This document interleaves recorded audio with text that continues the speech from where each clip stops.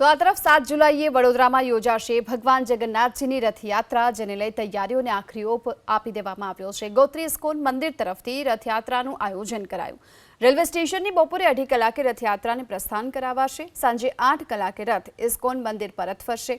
રથયાત્રામાં લાખો ભક્તો જોડાશે। સાથે 35,000 કિલો શીરાના પ્રસાદનું વિતરણ થશે। 700થી વધુ પોલીસ કર્મચારીઓ સુરક્ષા व्यवस्था संभाळશે।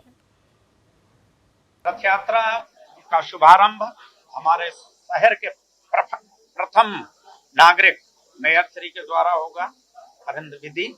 उसके बाद रथ यात्रा का प्रस्थान किया जाएगा काला घोड़ा होते हुए कोठी 4 रास्ता, रावपुरा मेन रोड, गांधीनगर गृह, पद्मावती शॉपिंग सेंटर, शूरसागर, डांडिया बाजार, खांडे राव 4 रास्ता, राजमहल मेन रोड, भगत सिंह चौक, पत्थर गेट, मदन झापा होते हुए जयरथ बिल्डिंग, केवड़ा बाग और बड़ौदा हाई स्कूल पे रथ यात्रा का समापन होगा।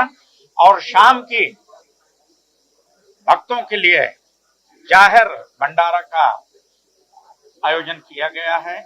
अमने એવું લાગે છે કે ભક્તો દર વર્ષ કરતા થોડા વધારે રથયાત્રામાં જોડાશે અને રવિવારે સવારે બપોરે 2:30 વાગે આ રથયાત્રા સ્ટેશનથી નીકળશે।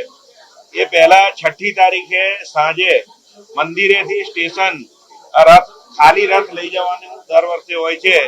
એ 6ઠી તારીખે સાંજે 7:30 વાગે મંદિરેથી સ્ટેશન જશે અને ત્યાં આગળ આગલા દિવસ રાતથી રથ મુકાઈ જશે અને બીજા દિવસે બપોરે 2:30 વાગે આ રથ પ્રસ્થાન કરશે અને સૌ નગરજનોને જગન્નાથજીના દર્શન થશે। 20,000 કિલો ખીરા છે, મગ છે, જાંબુ છે અને દરેક ભક્તોને સારી રીતે વ્યવસ્થિત પ્રસાદ મળી શકે તે માટેની વ્યવસ્થા કરવામાં આવશે।